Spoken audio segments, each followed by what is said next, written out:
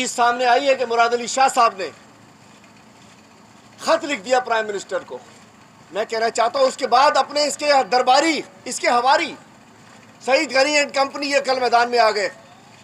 सईद गनी आपके लिए तो SSP डॉक्टर रिजवान, आप मंशियात फरोशों के सरबराह हो।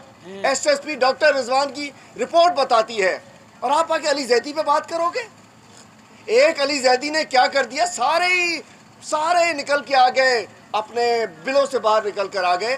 तो मैं कहना चाहता हूं कि मुराद अली शाह आपसे जवाब तो अली जैदी मांगेगा, आपसे जवाब खुर्रम मांग सकता है, आपसे जवाब बिलाल मांग सकते हैं, आपसे जवाब सईद अफरीदी मांग सकते हैं, आपसे जवाब दुआ भुट्टो मांग सकती हैं, आपसे जवाब फरहान आगा मांग सकते हैं कि ये आपने शहर को कचरा कुंडी कैसे बना दिया। अली जैदी ने आपसे कहा कि आपने जो सॉलिड वेस्ट, अब कराची पूरे सिंध के कचरे का कंट्रोल कराची में, शर्म आनी चाहिए कि कचरे के अंदर भी आपने पैसे खाए, ज़कात के अंदर भी आपने पैसे खाए, पेंशन में भी आपने पैसे खाए, NICVD में भी आपने पैसे खाए और शहर को कचरा कुंडी बना दिया।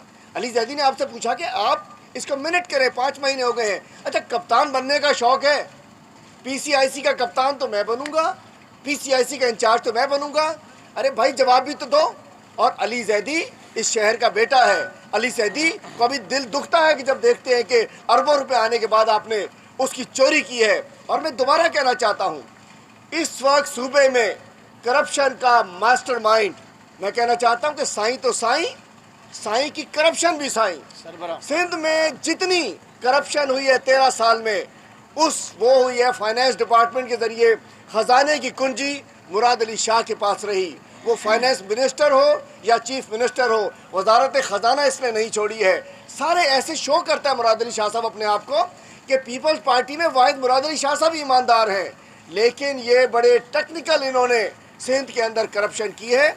और इंशाअल्लाह और जो आवाज़ उठाता है उसकी ये जाके उसके पीछे शुरू होते, कोई भी सिंध के अंदर इनके खिलाफ की आवाज़ उठाए, NICVD की आवाज़ उठाई, उसके एक डॉक्टर था, उसके खिलाफ FIRs उन्होंने काट दी। मैं कहना चाहता हूँ इनका दौर ख़त्म होगा और पीपल्स पार्टी इस हल्के में बदमाशी करना चाह रही है, गुंडागर्दी करना चाह रही है, ज़बरदस्ती करना चाह रही है। लेकिन आप देख लें, इन चेहरों को पहचान लें, इन लोगों को पहचान लें, इंशाल्लाह एक वोट भी ठप बदमाशी से नहीं पड़ने देंगे, एक वोट भी ज़्यादती से नहीं पड़ने देंगे। और इंशाल्लाह मलीर के आवाम ने बड़े दिल से वेलकम किया है।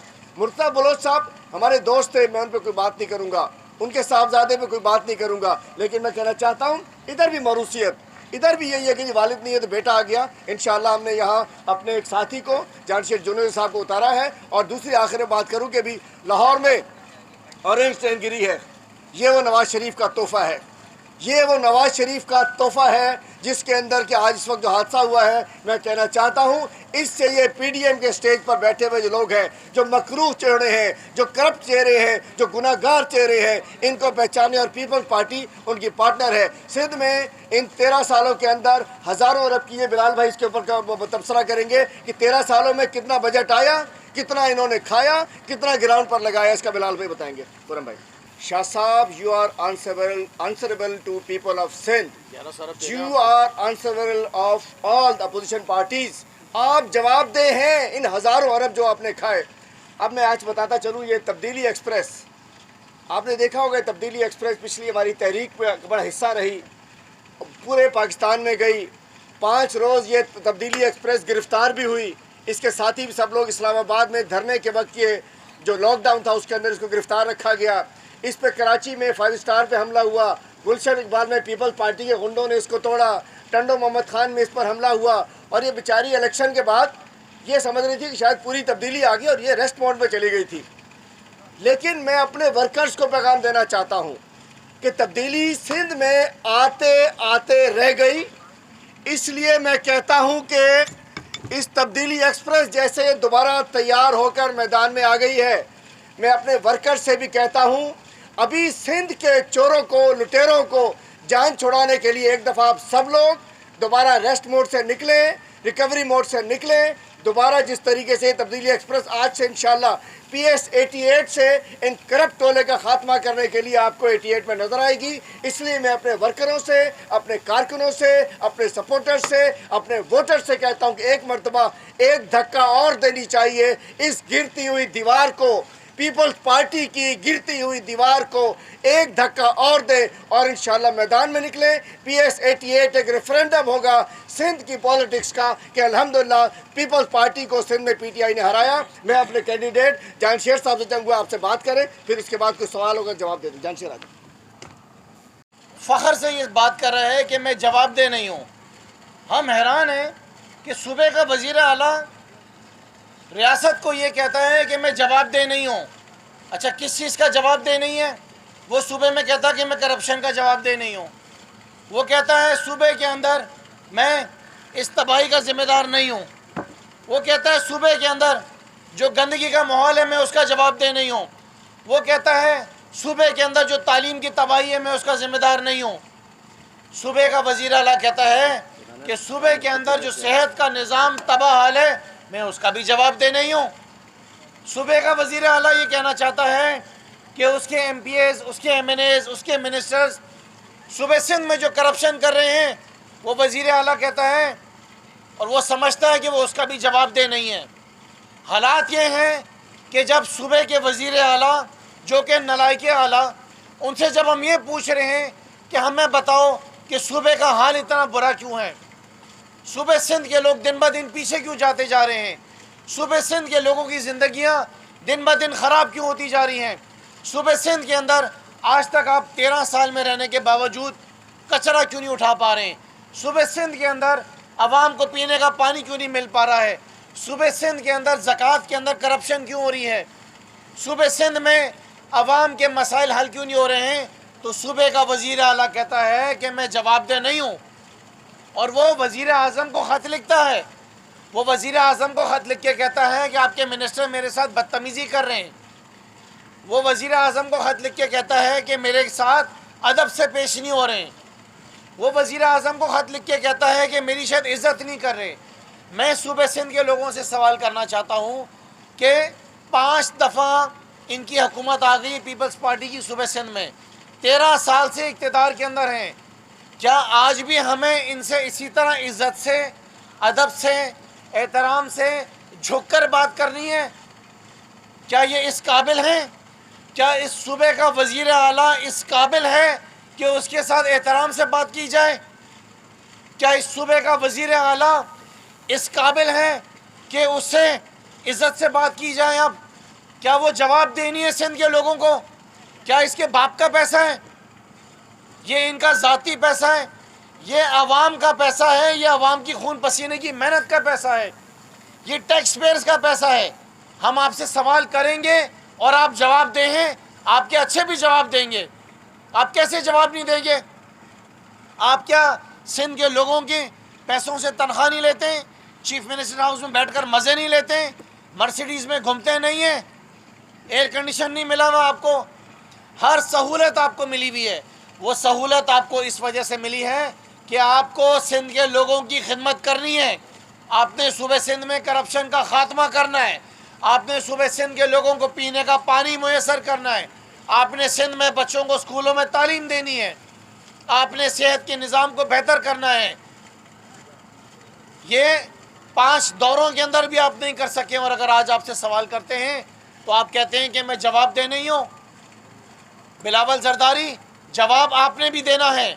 आप भी जवाब दें और आप भी बताएं कि सूबे सिंध के हालात कब बेहतर होंगे, कब सूबे सिंध में लोगों की ज़िंदगियाँ कैसे बेहतर होंगी। पाकिस्तान तहरीक इंसाफ सिंध के लोगों के लिए एक वाहिद चॉइस है। पाकिस्तान तहरीक इंसाफ के अलावा सिंध के लोग अब ये जान चुके हैं कि उनके पास और कोई चॉइस मौजूद नहीं है। पीपल्स पार्टी ने अपने इस 13 साल दौर के अंदर अगर कुछ करा है तो सिर्फ लूट मार करी है, सिर्फ करप्शन करी है। ना तो आसिफ अली जरदारी जहाँ से जीत कर आया नवाब शाह से, वहाँ पे लोगों की ज़िंदगी बेहतर हुई है। जहाँ लाड़काना से बिलावल जरदारी जीत कर आया है वहाँ लोगों की ज़िंदगी बेहतर हुई है। ना सेवन जहाँ से मुराद अली शाह जीत कर आए वहाँ पे लोगों की ज़िंदगी बेहतर हुई है।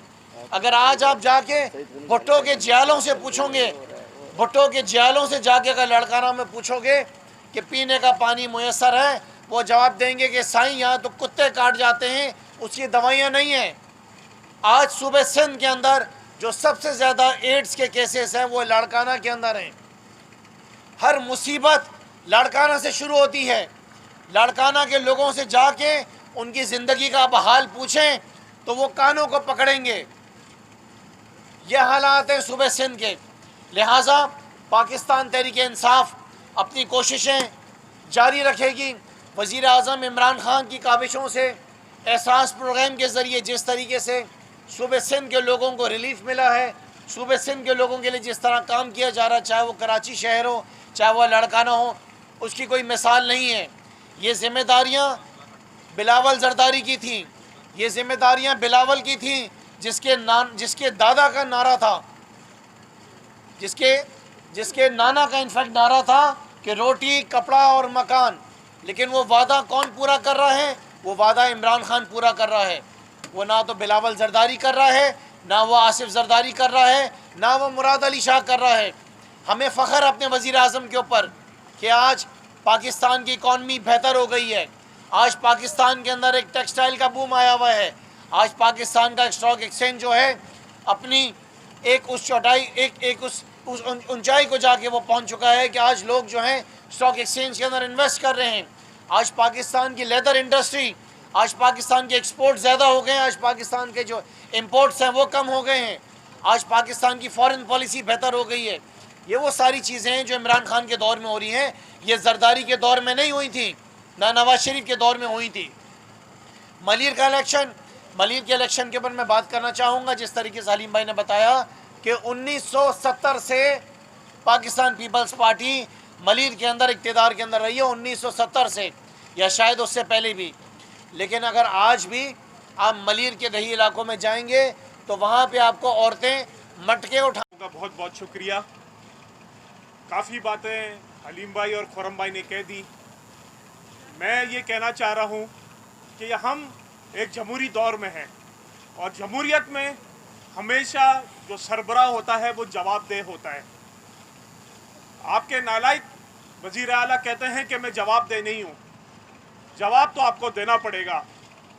जो करप्शन 13 साल में हुई है, जो पेंशन फंड में करप्शन हुई है, जो पावर प्रोजेक्ट्स में करप्शन हुई है, जिसके ऊपर आपके ऊपर रेफरेंस भी फाइल हो गया है, मुराद अली शाह साहब आपको इसका जवाब देना पड़ेगा।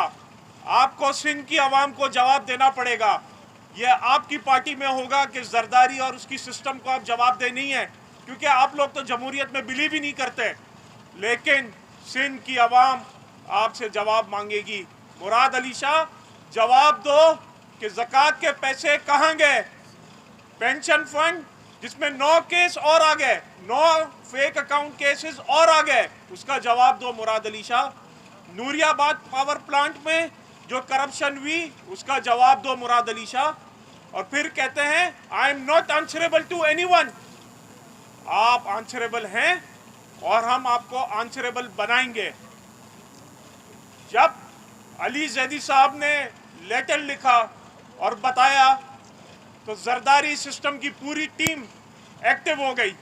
उसमें एक वजीर हैं सईद गनी साहब, उनको पता नहीं क्या, वो बिल्कुल जिस तरह हलीम भाई ने कहा कि बिल्ली थैले से बाहर आ गई। आप चले मेरे साथ PS 104 में।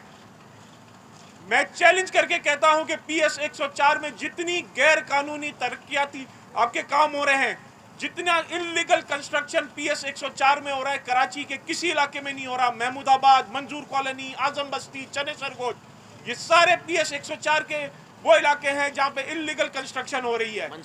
मंशियात वहाँ पे सबसे ज्यादा हो रही है। SSP डॉक्टर रिजवान की रिपोर्ट सामने है और जब वो रिपोर्ट आती है तो कहते हैं हम इस रिपोर्ट को नहीं मानते। जब इनकी करप्शन की केसेस पे JIT की रिपोर्ट आती है तो कहते हैं हम नहीं मानते। और फिर इनका जरदारी सिस्टम, ये लोग प्ली बार्गिंग कर लेते हैं, 9 अरब रुपए प्ली बार्गिंग में देते हैं और फिर साथ साथ कहते हैं कि हमने तो कोई करप्शन नहीं की, सिर्फ इल्जामात हैं। जब सिर्फ इल्जामात हैं तो 9 अरब रुपए आपने क्यों अदा किए? 500 सिंध के अफसर जिन्होंने प्ली बार्गेन ली, वॉलंटरीली उन्होंने पैसा वापस किया।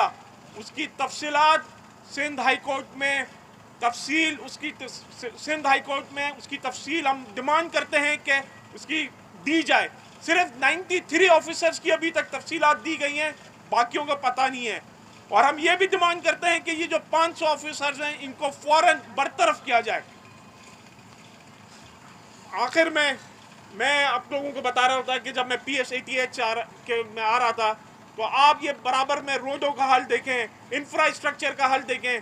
DMC तो इनके पास था, पिछले 5 साल तो DMC में चेयरमैन इनका था, क्यों काम नहीं हुआ?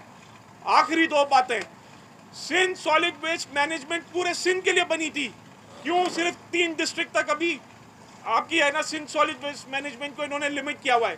बाकी कब ये डिवीजन क्वार्टर तक इसको मुंतकिली करेंगे जो एग्री हुआ है? सिंध बिल्डिंग कंट्रोल अथॉरिटी को कराची बिल्डिंग कंट्रोल अथॉरिटी कब करेंगे? ये वही SBC है जो सिंध हुकूमत का सबसे ज्यादा वो इदारा है जहाँ पे सबसे ज्यादा करप्शन होती है SBCA में।